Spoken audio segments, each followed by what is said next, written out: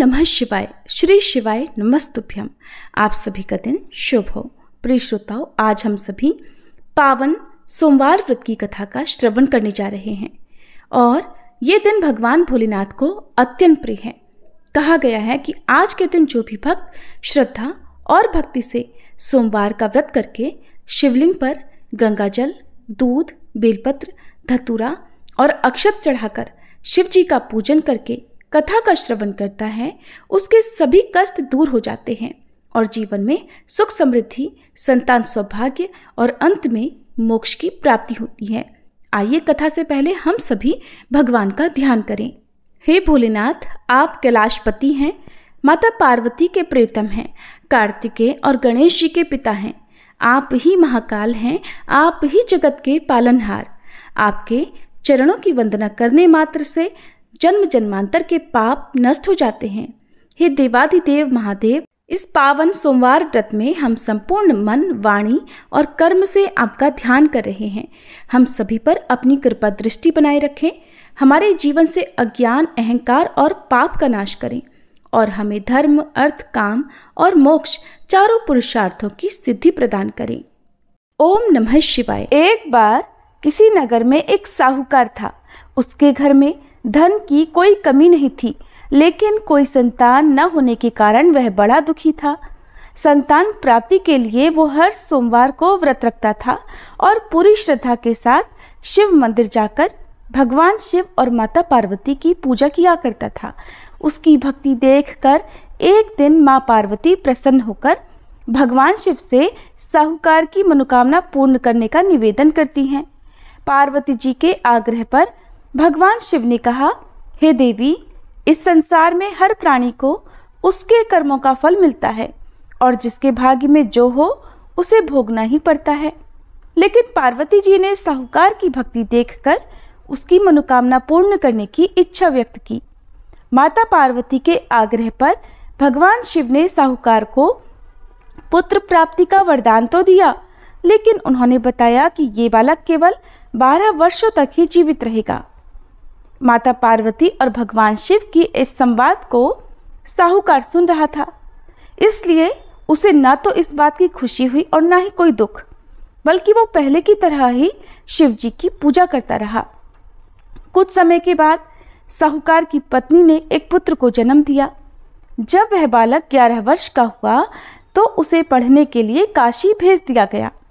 साहूकार ने पुत्र के मामा को बुलाकर उसे बहुत सारा धन देते हुए कहा कि तुम इस बालक को काशी विद्या पढ़ने के लिए लेकर जाओ।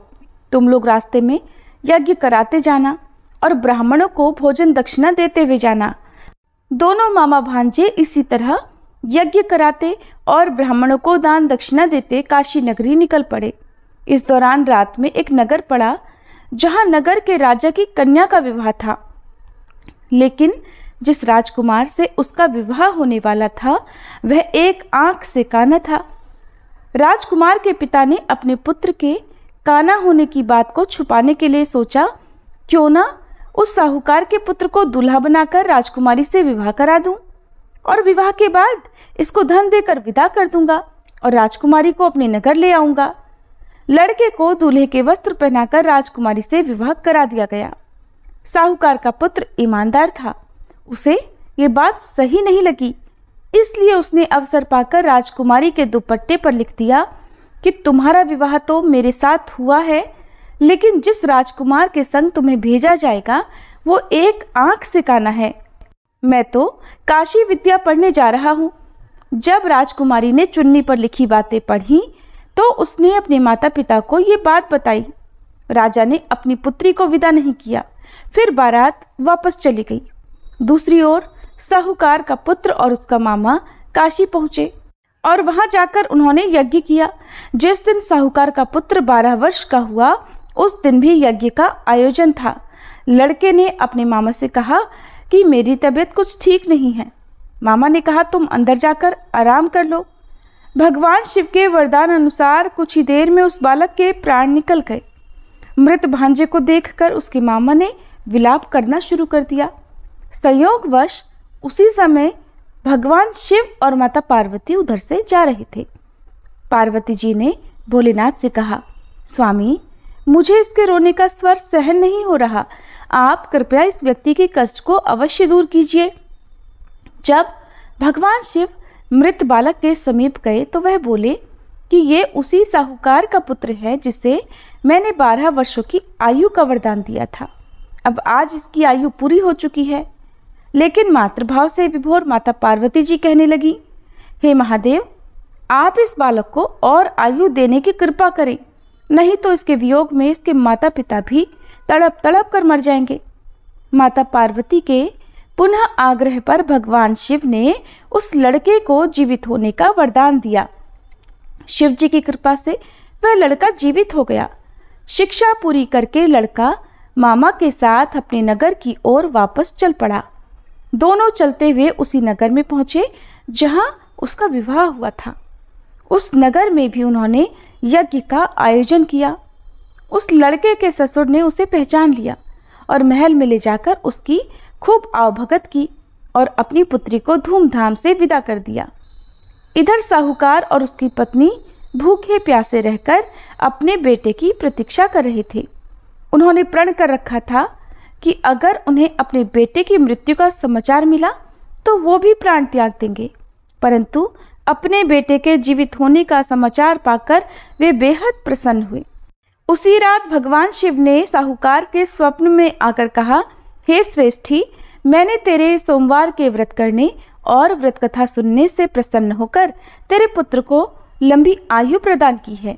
इसी प्रकार जो कोई सोमवार व्रत करता है या कथा सुनता और पढ़ता है, उसके सभी दुख दूर होते हैं और सभी मनोकामनाएं पूर्ण होती हैं। सभी प्रेम से बोलिए, भोले शंकर भगवान की जय, माता पार्वती की जय। जिन्होंने श्रद्धा से सोमवार का व्रत किया, ये पावन कथा सुनी और भगवान शिव का पूजन किया, उनके जीवन से समस्त दुख, रोग, शोक और संकट दूर होते हैं। ये व्रत न केवल सांसारिक सुखों को प्रदान करता है, बल्कि भगवान शिव की अपार कृपा से आत्मिक शांति, मोक्ष और चिर सुख की प्राप्ति भी कराता है। अब आइए हम पूर्ण समर्पण और सच्चे मन से भगवान से प्रार्थना करते हैं। हे नीलकंठ भगवान शिव, आप भोले हैं, दयालु हैं, आशुतोष हैं। हमने जो कुछ भी पूजा, व्रत और कथा श्रवण किया, उसमें यदि कोई त्रुटि रह गई हो तो क्षमा करें। हमें अपने चरणों में अटल भक्ति और जीवन में सच्ची समझ प्रदान करें। हमारे जीवन से अज्ञान, अहंकार और अधर्म का नाश करें। शिव शिव कहकर हम जीवन की राह पर चलें, यही हमारा संकल्प है। ओम नमः शिवाय। सोमवार व्रत की महिमा अमोघ है। जो भक्त सच्चे मन से इसका पालन करते हैं, उनके जीवन में धन, वैभव, संतान सुख, वैवाहिक सुख और सभी मनोरथों की पूर्ति निश्चित होती है। प्रिय श्रोताओं, अब आपको अपने कर्म और अपने भगवान पर अटूट विश्वास रखने वाली एक बहुत ही प्रेरक कहानी सुनाते हैं। एक बार की बात है, देवताओं के राजा देवराज इंद्र ने किसानों से किसी कारण से नाराज होकर 12 वर्षों तक वर्षा न करने का निर्णय लेकर किसानों से कहा कि अब आप लोग 12 वर्षों तक फसल नहीं उगा सकेंगे।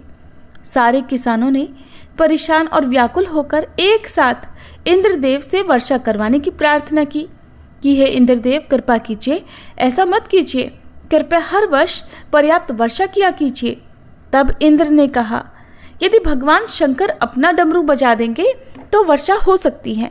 किसानों के बार बार विनती करने पर देवराज इंद्र ने किसानों को ये उपाय तो बताया, लेकिन साथ में गुप्त वार्ता करके भगवान शिव से भी ये आग्रह कर दिया कि आप किसानों से सहमत बिल्कुल मत होइएगा भोलेनाथ। इधर जब किसान देवराज इंद्र के बताए उपायानुसार भगवान शंकर के पास पहुँचे तो भगवान शंकर उनसे कहने लगे, क्योंकि देवराज इंद्र भी उनसे पहले आकर ही सहायता मांग चुके थे। भगवान शिव ने कहा, किसानों, डमरू तो बचेगा लेकिन अभी नहीं, 12 वर्षों बाद। अब किसान निराश हो गए। तो किसान जब निराश हुए तो उन्होंने सोचा कि इन 12 वर्षों में अब कृषि तो होगी नहीं, खेत में अगर फसल उगाएंगे तो वो सूख जाएगी, व्यर्थ जाएगी, फसल भी नहीं उगेगी। तो इससे अच्छा है जब तक वर्षा नहीं होगी तब तक हम खेती ही ना करें। अब उन किसानों में से किसान ऐसा भी था जिसने खेत में अपना काम करना नहीं छोड़ा। सारे खेत वर्षा न होने के कारण बंजर हो चुके थे, धरती में दरारें पड़ चुकी थी। लेकिन एक वही किसान था जो नियमित रूप से पहले की तरह अपने खेत जोतता, निराई गुड़ाई करता, बीज बोता और खाद भी डालता। ये सारा दृश्य देखकर गांव के किसान उसका मजाक उड़ाने लगे कि भाई अभी तो अगले 12 वर्षों तक वर्षा का कोई नामो निशान नहीं है। और ये बात तो तुम भी जानते हो कि भगवान शिव ने भी स्वयं कहा है कि अगले 12 वर्षों से पहले तो डमरू बजेगा नहीं, और वर्षा तभी हो सकती है जब भोलेनाथ अपना डमरू बजाएंगे।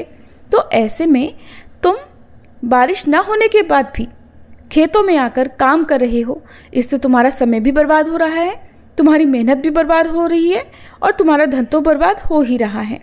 लेकिन उस किसान ने पता है क्या कहा?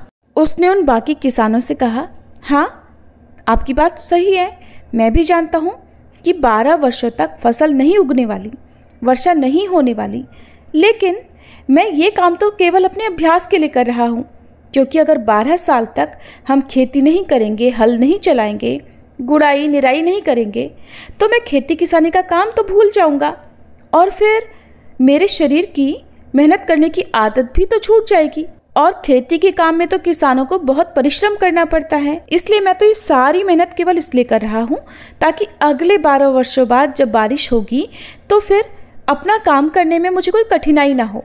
उसी समय भगवान शिव देवी पार्वती के साथ आकाश भ्रमण पर निकले हुए थे। देवी पार्वती ने भी उस किसान और अन्य किसानों के बीच की इस वार्ता को सुना। सारी बात सुनने के बाद देवी पार्वती भगवान शिव से विनम्र स्वर में बोली, प्रभु देखा आपने, ये किसान अपने खेत में परिश्रम इसलिए कर रहा है ताकि ये लगातार 12 वर्षों तक वर्षा ना होने के कारण कहीं अपनी मेहनत करना ना भूल जाए, कहीं हल चलाना ना भूल जाए, कहीं खेती किसानी का काम ही ना भूल जाए। और आप हैं कि आप भी तो 12 वर्षों तक अपना डमरू ना बजाने का निर्णय लेकर बैठे हैं, तो कहीं ऐसा ना हो प्रभु कि इन 12 वर्षों के बाद जब आप डमरू बजाना चाहें तो आप डमरू बजाना ही भूल जाएं। आप भी तो डमरू बजाना भूल सकते हैं। माता पार्वती की बात सुनकर अब भोलेनाथ भी चिंतित हो गए। ये देखने के लिए कि डमरू बज रहा है या नहीं, उन्होंने अपना डमरू उठाया और उसे बजाने का प्रयास करने लगे। और तभी जोरदार आवाज के साथ डमरू बजना शुरू हो गया और देखते ही देखते आसमान में काली घटाएं छा गई, तेज बारिश शुरू हो गई। और जो किसान अपने खेत में हर दिन नियम से काम कर रहा था, उसके खेत में भरपूर फसल आ गई, क्योंकि उसने अभी कुछ दिन पहले ही जुताई करके उसने अपने खेत में बीज बोए थे। अब वर्षा होने के कारण कुछ ही दिनों में उसके खेत में हरी भरी लहलाती हुई फसल खड़ी हो गई।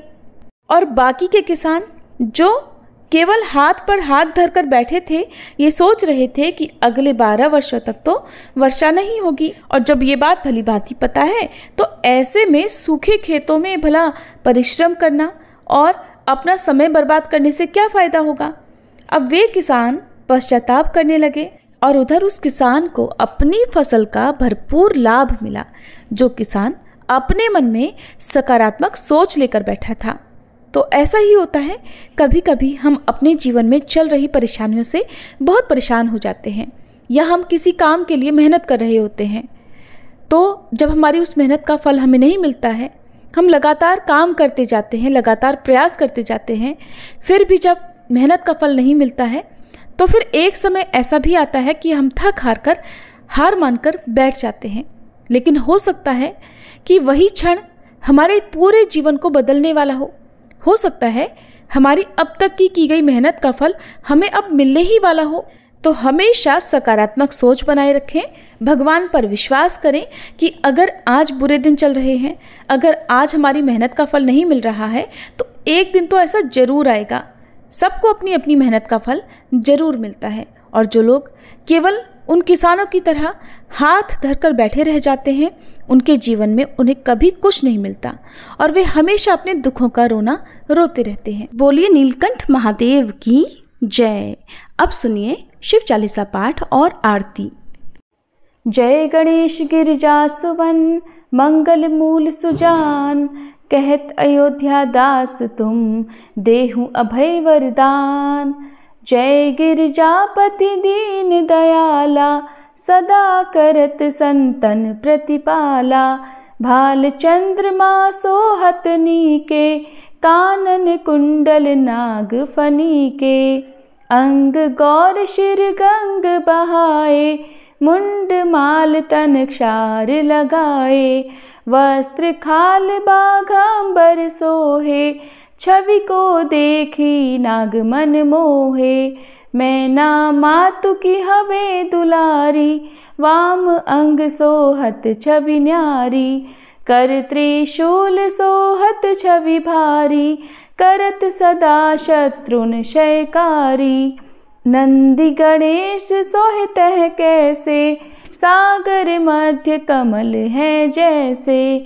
कार्तिक श्याम और गणराऊ, या छवि को कही जात न काऊ। देवन जब ही जाय पुकारा, तब ही दुख प्रभु आप निवारा। किया उपद्रव तारक भारी, देवन सब मिली तुम ही जुहारी। तुरत षडानन आप पठायऊ, लव निमेष मह मारी गिरायऊ। आप जलंधर असुर संहारा, सुयश तुम्हार विदित संसारा। त्रिपुरासुर सन युद्ध मचाई, सब ही कृपा कर लीन बचाई। किया तप ही भागीरथ भारी, पुरब प्रतिज्ञाता सुपुरारी। दानिन मह तुम सम को नाही, सेवक स्तुति करत सदाही। वेद नाम महिमा तब गाई, अकथ अनादि भेद नहीं पाई। प्रकटी उदधि मंथन में ज्वाला, जरत सुरासुर भये विहाला। कीन्ही दया तह करि सहाई, नीलकंठ तब नाम कहाई। पूजन रामचंद्र जब कीन्हा, जीत के लंक विभीषण दीन्हा। सहस कमल में हो रहे धारी, कीन्ह परीक्षा तब ही पुरारी। एक कमल प्रभु राखे उजोई, कमल नयन पूजन चह सोई। कठिन भक्ति देखी प्रभु शंकर, भय प्रसन्न दिए इच्छित वर। जय जय जय अनंत अविनाशी, करत कृपा सबके घटवासी। दुष्ट सकल नित मोहि सतावे, भ्रमत रहो मोहि चैन ना आवे। त्राहि त्राहि मैं नाथ पुकारो, ये ही अवसर मोहि आन उबारो। लै त्रिशूल शत्रुन को मारो, संकट से मोहि आन उबारो। मात पिता भ्राता सब होई, संकट में पूछत नहीं कोई। स्वामी एक है आस तुम्हारी, आए हरहु मम संकट भारी। धन निर्धन को देत सदाही, जो कोई जाचे सो फल पाही। स्तुति के ही विधि करे तुम्हारी, क्षमहु नाथ अब चूक हमारी। शंकर हो संकट के नाशन, मंगल कारण विघ्न विनाशन। योगी यति मुनि ध्यान लगावे, शारद नारद शीश नवावे। नमो नमो जय नमः शिवाय, सुर ब्रह्मादिक पार न पाए। जो यह पाठ करे मन लाई, तापर होत है शंभु सहाई। ऋनिया जो कोई हो अधिकारी, पाठ करे सो पावन हारी। पुत्र होन कर इच्छा जोई, निश्चय शिव प्रसाद ते ही होई। पंडित त्रयोदशी को लावे, ध्यान पूर्वक होम करावे। त्रयोदशी व्रत करे हमेशा, ताके तन नहीं रहे कलेशा। धूप दीप नैवेद्य चढ़ावे, शंकर सम्मुख पाठ सुनावे। जन्म जन्म के पाप नसावे, अंत धाम शिवपुर में पावे। कहे अयोध्या दास आस तुम्हारी, जानी सकल दुख हरहु हमारी। नित नेम कर प्रातः ही पाठ करो चालीसा, तुम मेरी मनोकामना पूर्ण करो जगदीश। मगसर छठी हेमंत ऋतु संवत 64 जान, स्तुति चालीसा शिव ही पूर्ण कीन कल्याण। हर हर महादेव।